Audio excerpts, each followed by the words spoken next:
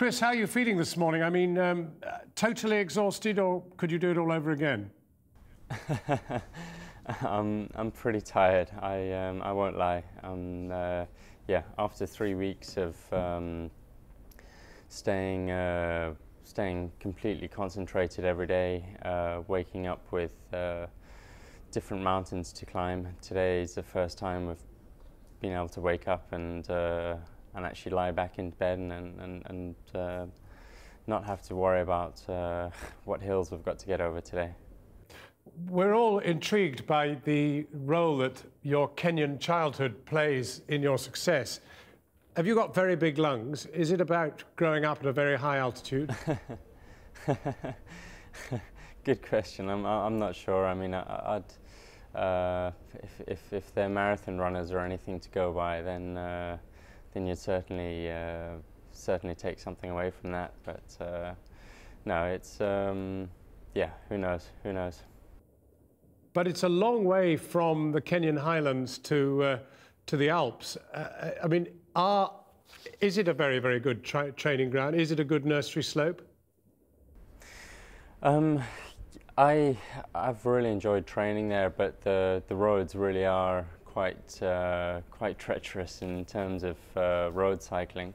So any cycling I do in Kenya is all off-road on mountain bikes. But it obviously gave you a kind of muscular structure and, as I say, those lungs. But the sad thing, surely, is that you, of course, the first African person from Africa ever to win this. I know you're a Brit, but you grew up there in Kenya. And the likelihood of any African team managing to compete in this race, it's a rich man's sport. Definitely. I mean, there's a reason why that there are more marathon runners in Kenya, in Africa, than there are cyclists. And 100% cycling is a sport that it really has evolved so far in terms of equipment, in terms of the structure and the teams, and that whole element of it. So it really is a difficult sport in that respect to get into.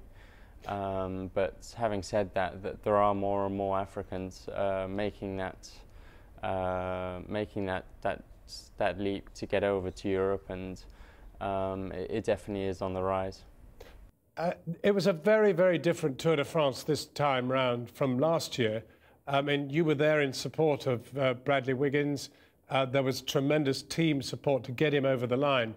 But this time round, this was a very, very individual ride, wasn't it?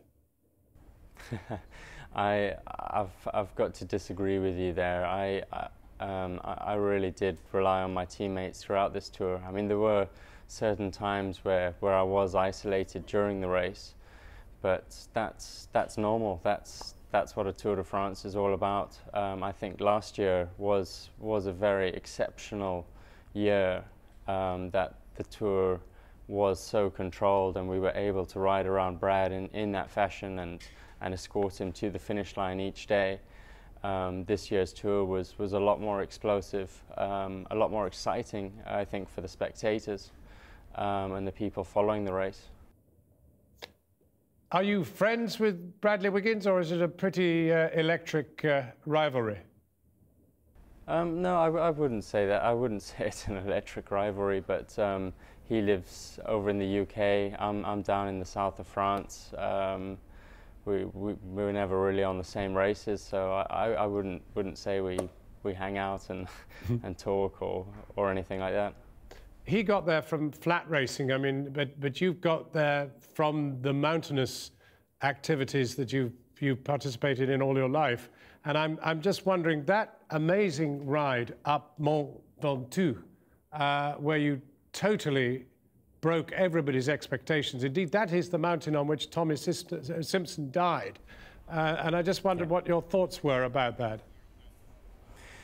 It really is a historic climb, and for the Tour de France to go up it this year in the centenary, the 100th edition of the Tour de France, really was fitting. It was, for me, it was the highlight of this year's Tour. being able to win that stage up on Mont Ventoux, given its history, given the champions who'd won on that climb before me, that's one day I'll certainly never forget. In coming in with such a margin towards the end, going into that final day with a 5-minute advantage, I mean, nobody since Lance Armstrong has ever managed to do that. And of course, he did it with dope. Is dope dead? It is. It very, very much is. I mean, it's been something that we've had to answer for throughout this year's Tour de France, given the revelations of Armstrong's time. I mean, and it wasn't just Lance. It was. It seems to have been that era of cycling, but cycling has moved on from then, and the mentality has changed within the peloton. It just is not accepted anymore. Next year, 3 stages in Britain, the first 3 stages. You'll be there? I'd like to think so, definitely. I can only imagine what the start would be like up in Yorkshire. And what's your ambition now? Well, immediate ambition is to relax a little bit and put my feet up. But the second part of this year, we've got the World Championships to focus on down in Florence in Tuscany, and I'd really like to get myself ready for that. Chris Froome, speaking to you as a jobbing cyclist this end, it's a great honour to talk to you. Many congratulations. Thanks very much for talking to us. Thank you very much. Cheers.